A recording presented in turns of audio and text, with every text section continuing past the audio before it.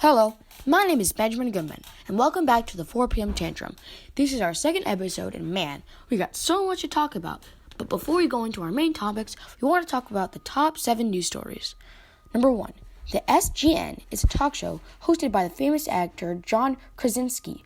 This week, it hit 2.25 million subscribers while recording, and is one of the biggest growing channels on YouTube. Number 2, Boris Johnson and his fiancée welcomed their baby, Wilfred Lolly Nicholas Johnson, to the world. The name of the baby is dedicated to the doctor who had a huge role helping Boris recover from a severe case of COVID-19.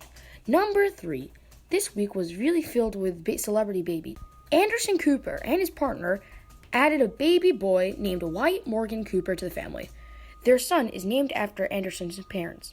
4, French soccer league Ligue 1 has been confirmed canceled. Since there's so much news, we have 3 topics to discuss about. First, the Pentagon released 3 footage of supposed UFOs. What I can tell you is that these videos are not reliable proof, and I have a very reliable source.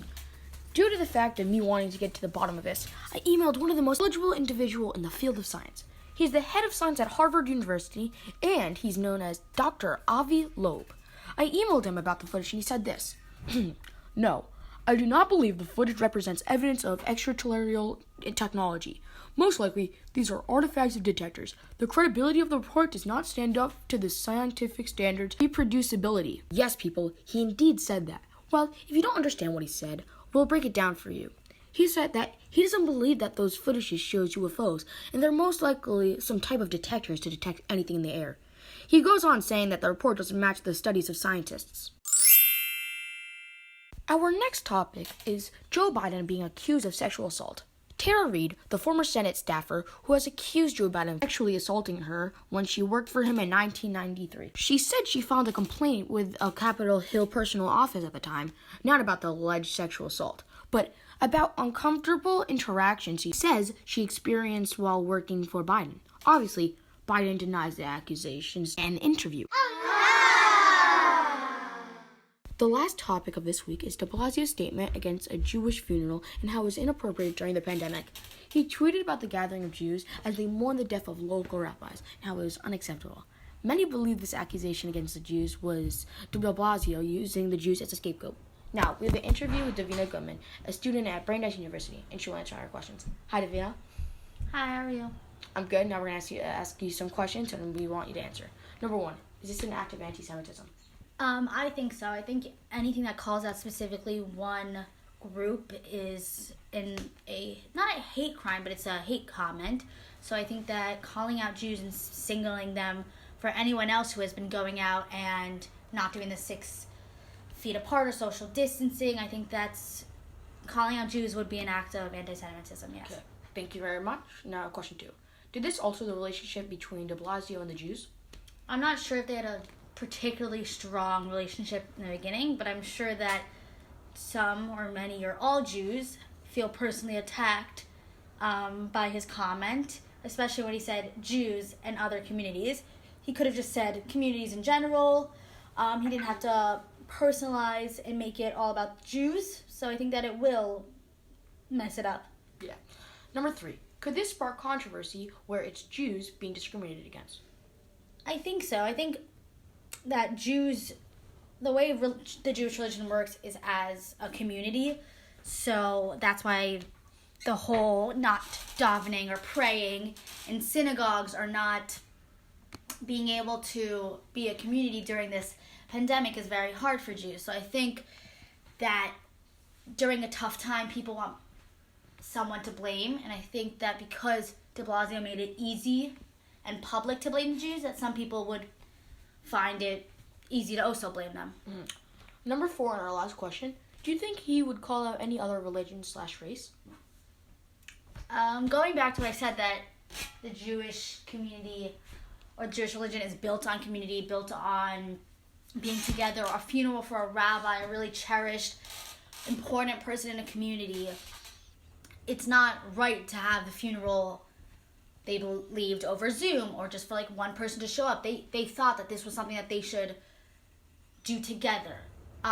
So I think that's why it's been hard for Jews to be alone and separate, especially during funerals. And there's a thing called Shiva, which is after someone dies, the family has to sit Shiva, has to be in a mourning period. So I think that because there are so many rules of death in the Jewish culture, that's why it's been very hard for people to do it alone. I think he would call it a different group. I don't think he personally had vendetta or he wanted to. I think, yes, it's easy for someone to blame a group, but I think that if another group of people did a big funeral for someone, yeah, that is against the rules. I don't think that he deserved to call anyone out, no religion, no race, but I think that he's just worried and scared like everyone else, and he wants this to end. So I think he would make the mistake of calling out another religion or race as well. Okay, thank you so much, Davina. Now for trivia. The category will be babies, since many celebrities had welcomed their children into the world. Question number 1. When born, what size is a baby's head in relation to the rest of their body?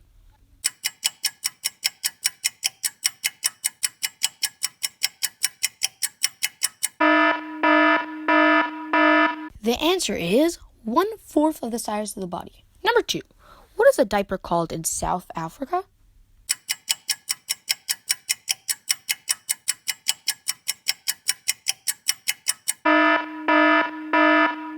The answer is disposable. 3. What color was used for boys in 1900s?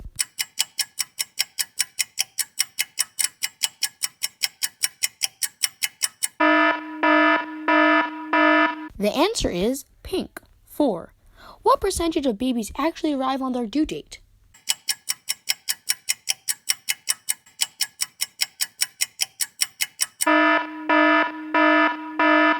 The answer is 3 to 4%. Number 5. Babies are born without this body part.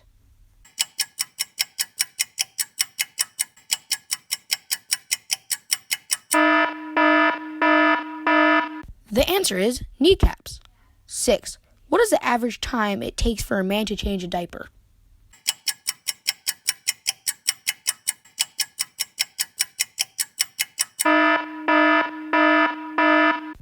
The answer is 1 minute and 36 seconds. Our last question is, when does the eye color set in for an infant?